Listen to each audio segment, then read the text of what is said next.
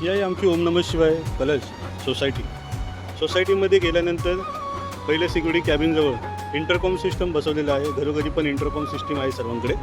Intercom सिस्टीमद्वारे आपण कोणी पार्सलवाले आले, कोणी गेस्ट आले तर मालकांना किंवा भाडुतींना फोन करून त्यांना कळवतो. त्यांच्याकडनं कन्फर्मेशन आलं तरच आपण त्यांना घरोघरी सोडतो. दुसरी सिस्टम आहे म्हणजे माय गेट ॲप. माय गेट ॲपद्वारे आपण मायगेट ॲपद्वारे मी एंट्री करतो हां. ते आणि अलाव दिल्यानंतर वरती सोडलं जातो. हे सिस्टम काय करतं? Park plus system sir. System गाडीला स्टिकर असेल त्याला तरच गाडी आतमध्ये जाते. ज्या गाड्यांना स्टिकर नाही त्यांना अलाव करत नाही, म्हणजे आतमध्ये सोडत नाही. थँक्यू सर, महत्त्वपूर्ण माहिती दिल्याबद्दल. नमः शिवायमधील फायर हायड्रेंट सिस्टमसुद्धा सुरळीत चालू आहे. ओम नमः शिवाय सोसायटीमध्ये पूर्ण एरियामध्ये CCTV कुठे लावलेले आहेत. हे विंगची लॉबी आहे. टेनंटसाठी काही सूचना दिलेल्या आहेत.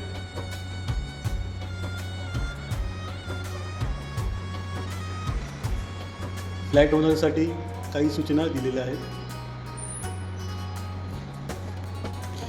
इमर्जन्सी कॉन्टॅक्ट नंबर दिलेले आहेत. सोसायटी संचालक मंडळाची माहिती दिलेली आहे लॉबीमध्ये. लॉबीमधून प्रवेश केल्यानंतर सुंदर असे भगवान भोलेनाथांचे आणि पार्वतीचे दर्शन होते. येताना लोक जेव्हा इथून येतात जातात तेव्हा दर्शन करूनच पुढे जातात. सोसायटीच्या लॉबीमध्ये हाऊसकीपिंग पर्सन जे काम करतात त्याचं शेड्यूल लावलेलं आहे. त्यांनी केलेलं काम त्याची एंट्री इथे होते. ही कामं अशा प्रकारे आहेत. वेळोवेळी केली जातात, स्वच्छता राखली जाते. सोसायटीच्या लॉबीमध्ये सोसायटीतील रहिवासी आणि व्हिजिटरसाठी काही नियम दिलेले आहेत. हे अशा प्रकारे आहेत, आपण वाचू शकता.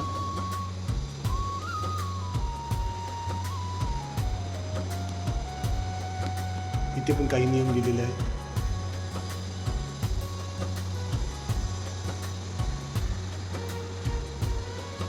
सोसायटीमध्ये नोटीस बोर्ड दिलेले आहे.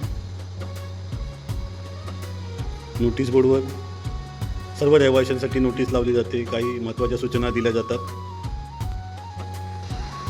मेंबर लोकांची नावं आहेत.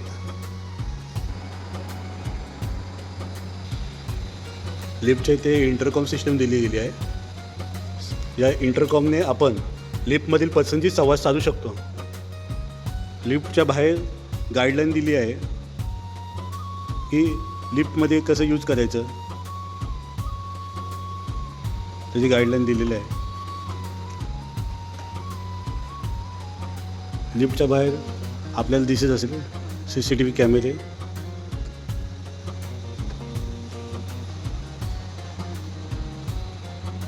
आता आपण लिफ्टमध्ये प्रवेश करणार आहोत. इथून आपण पहिल्या माळ्यावर जाणार आहोत.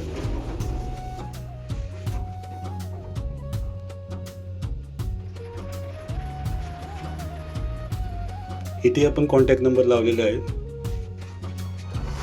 एलिव्हेटरचा नंबर आहे, कॅपॅसिटी दिलेली आहे, लायसन लावलेलं आहे आणि काही इमर्जन्सी असल्यास आपण कोणाशी संपर्क साधू शकतो त्याची माहिती इथे दिलेली आहे. आपण बघू शकता. लिफ्टमधून बाहेर आलेलो आहे. आता आपण गार्डनमध्ये प्रवेश करणार आहोत.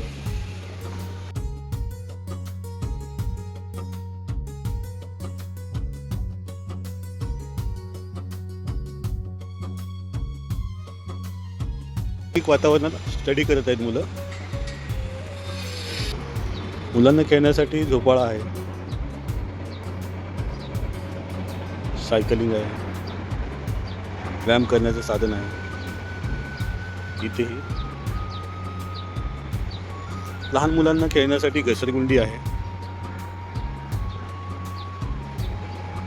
वयस्कर माणसांना बसण्यासाठी जागा.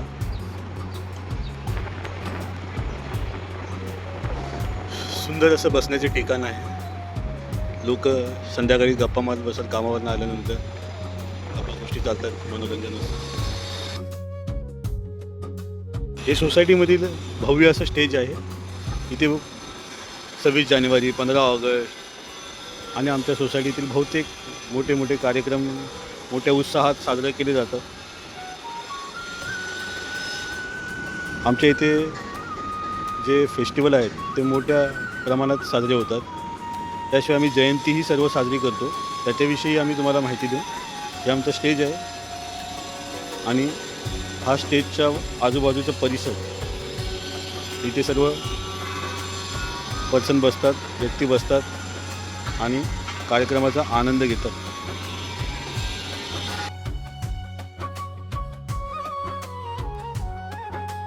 आमच्या सोसायटीमध्ये एक सुंदर असं महादेवांचं मंदिर आहे.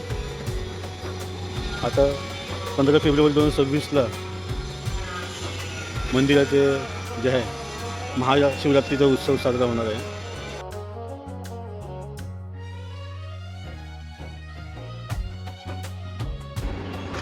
परीक्षेला जाताना आशीर्वाद घेतात सर्वजण. संध्याकाळी पूजापाठ असतो, आरती असते आणि सर्व सोसायटीतले जे व्यक्ती आहेत ते आरतीसाठी हजर असतात.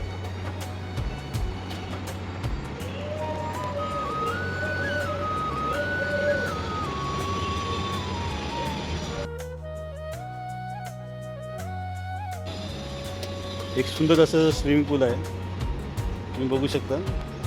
स्विमिंग पूल संडेला, सॅटर्डेला, विकेंडला लोक स्विमिंग पूलमध्ये असतात आणि खूप आनंद घेतात पोहण्याचा. लहान मुलेही मोठ्या प्रमाणात असतात आणि या स्विमिंग पूलमध्ये स्विमिंग करत असतात. स्विमिंग पूलच्याच बाजूला सोसायटीमधील काम करणारे व्यक्ती, व्हिजिटर यांच्यासाठी पिण्याची पाण्याची उत्तम सोय केलेली आहे. दर महिन्याला जे आहे इथे फिल्टर साफ केले जातात. उत्तम असे पाणी पिण्यास मिळते. स्विमिंग पूलला जाताना पाळावयाचे नियम इथे दिलेले आहेत. त्या नियमांचं काटेकोरपणे पालन केले जाते. गार्डनमध्येही काही नियम दिलेले आहेत, त्या नियमांचं काटेकोरपणे पालन केलं जातं.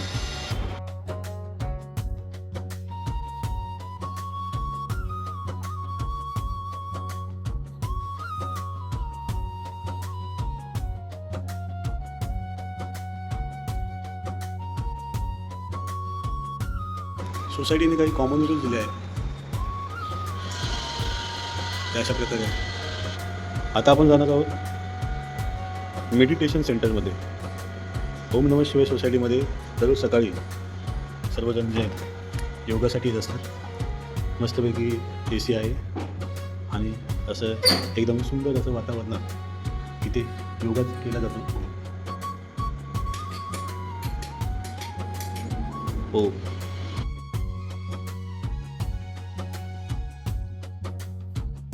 सोसायटीमध्ये जिम आहे आणि याच्यामध्ये या सोसायटीमध्ये आपण फक्त ओनरसाठी जिम ठेवलेली आहे, काहीतरी वेगळं. सोसायटीमध्ये 16 वर्षांच्या मुलांना जिमची चावी देताना काही मुद्द्यांचा विचार करण्याचं एक मार्गदर्शन तत्व लावलेलं आहे. आता आपण जिममध्ये जाणार आहोत. जिममध्ये मल्टी जिम बेंच आहे, वेगवेगळ्या प्रकारचे डंबल्स आहेत, बेंच आहेत, सायकल आहे,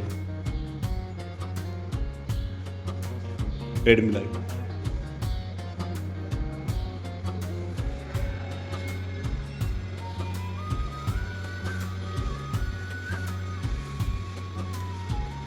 सूचना पण लिहिलेल्या आहेत.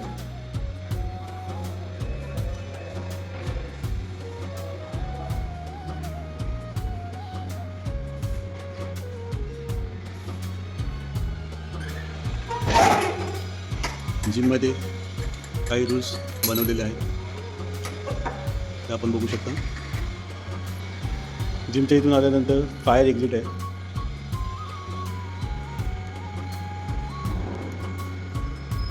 आता आपण सोसायटी हॉल बघणार आहोत ओम नमः शिवाय कलश सोसायटीमध्ये.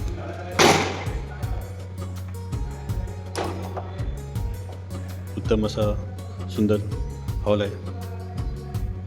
या हॉलमध्ये काही कार्यक्रम पण होतात. गणपती उत्सव होतो, नवरात्री उत्सव होतो, तसेच सार्वजनिक कार्यक्रम केले जातात. जेवणाचे कार्यक्रम पण इथे ठेवले जातात. हे गणपती स्टेज आहे. उत्तम प्रकारे असा बनवलेला आहे. उत्तम अशी सजावट आहे स्टेजची, आपण पाहू शकता या व्हिडिओद्वारे.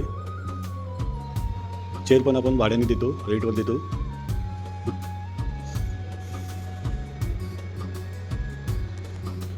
सोसायटी हॉलच्याच बाजूला सोसायटी ऑफिस आहे.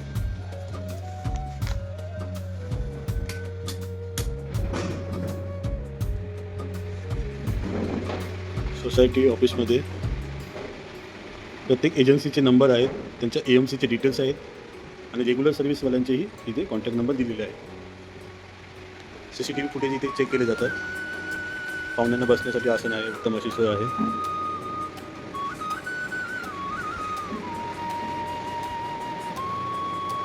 सोसायटीची मीटिंग इथेच होते. इथे मॅनेजरला बसण्याची जागा आहे.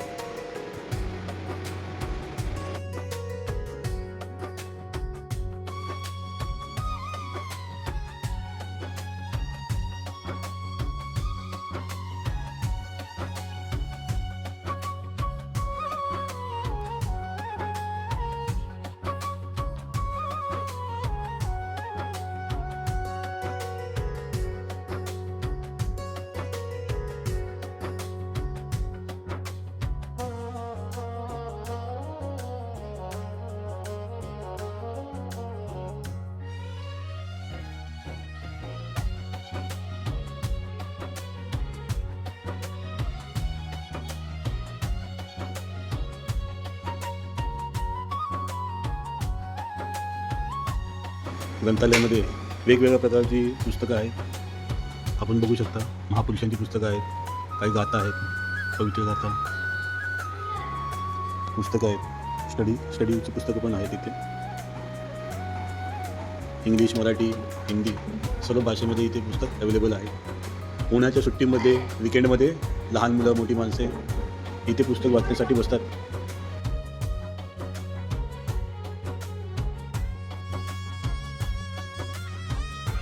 त्याचे नियम इथे दिलेले आहेत, आपण बघू शकतो.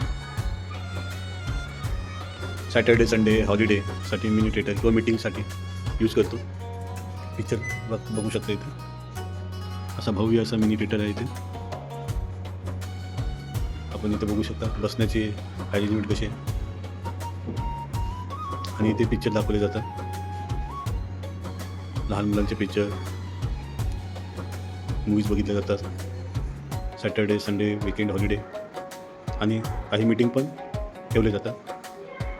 प्रोजेक्टरवर काही मीटिंग असतील तर त्याचं प्रेझेंटेशन केलं जातं आणि व्यवस्थित सर्वांना समजावलं जातं. असा या मिनी थिएटरचा आमच्या सोसायटीमध्ये उपयोग केला जातो. इंडोर गेम आहे सोसायटीमध्ये.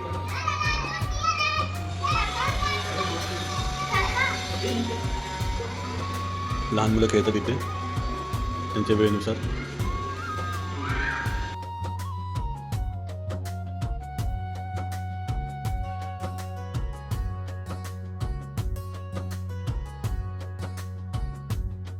बी विंगच्या लॉबीमध्ये सर्व चाव्यांचे इथे जे आहेत ठेवलेले असतात, आपण बघू शकता. फायर अलार्म सिस्टीम आहे आपल्या इथे. इमर्जन्सी कॉन्टॅक्ट नंबर दिलेले आहेत. बी विंगमधून भाग पडल्यानंतर सुंदर अशी सुरूची झाडं लावलेली आहेत तिथे. हा परिसर आपण बघू शकता. सुंदर अशी सुरूची झाडं लावलेली आहेत. हां या बोला सर. मी Dattatray Gavpure, chairman platinum right, sector 4 Karanji. तुमच्या पूर्ण सांगत जा. तर सिक्युरिटीसाठी आम्ही ही सिस्टम बायोमेट्रिक सिस्टम केलेली आहे, ज्याच्यामध्ये सर्व मेंबरचे फेस रिडिंग थम्स आहेत. आणि याचा उद्देश एक आहे की अनवॉन्टेड लोक बिल्डिंगमध्ये जाऊ नये. आणि ज्यावेळेला तुमच्याकडे व्हिजिटर्स येतात किंवा कोणी पाहुणे येतात त्यावेळेला वॉचमन तुम्हाला कन्फर्म करतो की वगैरे तुमच्याकडे आलेले आहेत, सोडू का? तुम्ही हो म्हणल्यानंतरच तो सोडतो, अदरवाईज तो सोडत नाही. बाकी इथं कुरिअर, पेपरवाले, दूधवाले यांना पूर्ण बंदी आहे. फक्त मेडिसिन आणि ज्या काही मेडिकल रिलेटेड टेस्ट आहेत तेवढ्या लोकांना फक्त अलाउड केलं इमर्जन्सी सर्व्हिसेस चालू सर्व्हिसेस.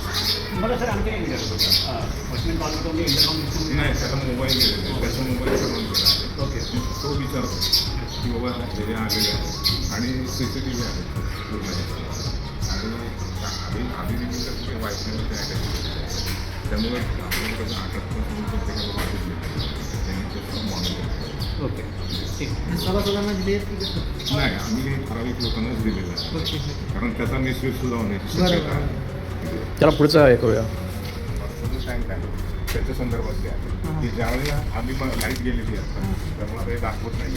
ज्यावेळेला तुमचं टँक वरचा फुल असतं त्यावेळेला ही ग्रीन लाईट लागते. जेव्हा वॉटर लेवल खाली 5 मीटर जाते त्यावेळेला हा लागतो आणि ज्यावेळेला पूर्ण एमटी आहे त्यावेळेला हा लागतो. आणि ज्यावेळेला हा 5 मीटर पाण्याची लाईन लेवल खाली गेली की ॲटोमॅटिकली मोटर चालू होते ऑटोमॅटिक आणि ते परत पुन्हा टाकीत फुल करते पूर्ण ऑटोमेटेड वरती तुमचं हे सेन्सर सेन्सर सिस्टम आहे. हे ॲप ऑपरेट करतो सोसायटी केलं की बिल्डरनी करून नाही नाही, हे सगळं आम्ही स्वतः हे स्वतःने तुमच्या सोसायटीचा मेंबर आहे करणारा की बाहेरून नाही नाही, हे बाहेरून हे एक कंपनी आहे ही एक ह्याच्यामध्ये म्हणजे छोटी कंपनी आहे. काही इलेक्ट्रिक इंजिनियर मुलांनी करंजड्यामधलेच आहे. गोरखंड पाटील म्हणून त्याचे तर त्यांनी ते काढलेली आहे. पण आधी ते आपलं आम्ही 2 महिने झाल्याचे रिझल्ट अतिशय सांगितलं. आणि करंजड्याचा मेन प्रॉब्लेम काय आहे की पाण्याचे टायमिंग फिक्स नाही. कधी रात्री येतं, कधी पहाटे येतं, कधी सकाळी येतं. वॉचमन एकच असल्यामुळे तो कधी कधी झोपला जातो. पाणी आलं तर वर चढलं जातं, जर त्याच्यात दुर्लक्ष झालं येऊन पाणी जातं, टँक मग फुल होत नाही, इश्यूज क्रिएट होतात. ह्याच्यामध्ये आता काहीच म्हणजे रोलच नाही आहे. त्यांनी फक्त एक करायचं टाकी वगैरे ती बंद करायची.